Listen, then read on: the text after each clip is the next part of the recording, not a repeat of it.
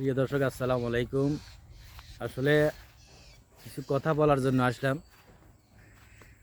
কথা হলো, আমরা মুসলমান হিসেবে আমরা যেভাবে চলার কথা, আমাদের আল্লাহ কোরআন হাদিসে বা হুজুর পাক সাল্লাল্লাহু আলাইহি সাল্লামের হাদিসে যা বলা হয়েছে, যেভাবে আমরা চলার কথা, আসলে আমরা এইভাবে না চলার কারণে দুনিয়াতে আল্লাহ বিভিন্ন ধরনের গজব দিয়া আমাদেরকে পরীক্ষা নিরীক্ষা করতেছে, বা বিশাল বড় গজব দিয়া আমাদেরকে ধ্বংস করে দিতে পারে।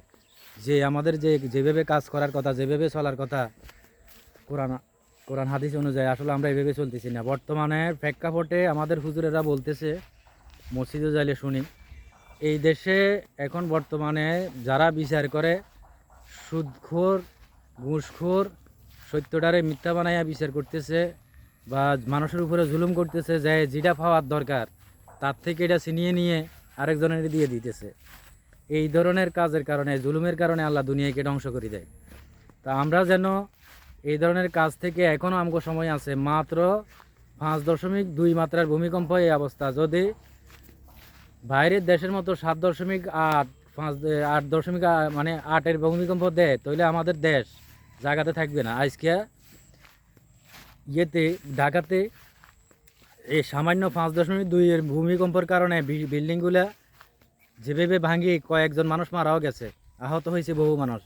তো এই অবস্থায় যদি আমরা চলতে যাই, আল্লাহ আমাদের কাজের বিনিময়ে, আমাদের কাজের কারণে আমাদের এই এই সমস্যাগুলো দিতে পারে, বা এই বিপদ আনি দিতে পারে। যে ভূমিকম্প আনছে, আসলে আমাদের হাতের কামাই এগুলি, আমাদের হাতের কামাই। তা আমরা আল্লাহর কাছে মাপ চাই, ক্ষমা চাই, আল্লাহ যেন আমাদেরকে ভালোভাবে চালায়, সত্যের পথে চলে।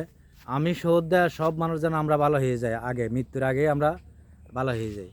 নয়তো আসলে আমাদের সামনে আরও ভয়াবহ বিপদ আছে। এই বিপদ থেকে বাঁচার জন্য আমরা আল্লাহর কাছে সৎ পথে কীভাবে চলা যায়, কীভাবে চললে আল্লাহ খুশি থাকে, বা বিপদ থেকে আমরা বাঁচতে পারি, ওইভাবে আমরা চলতে চেষ্টা করবো সবাই।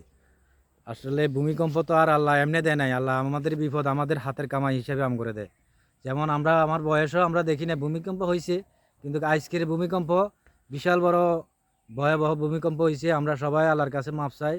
আমরা আসলে 5 ওয়াক্ত নামাজ গোনা পড়ি ঠিকই, আমরা কিন্তু যে কাজগুলা দুনিয়াতে করার দরকার নাই, মানুষের হক, মানুষের উপরে জুলুম, জুলুম তো বিভিন্ন ধরনের হয়।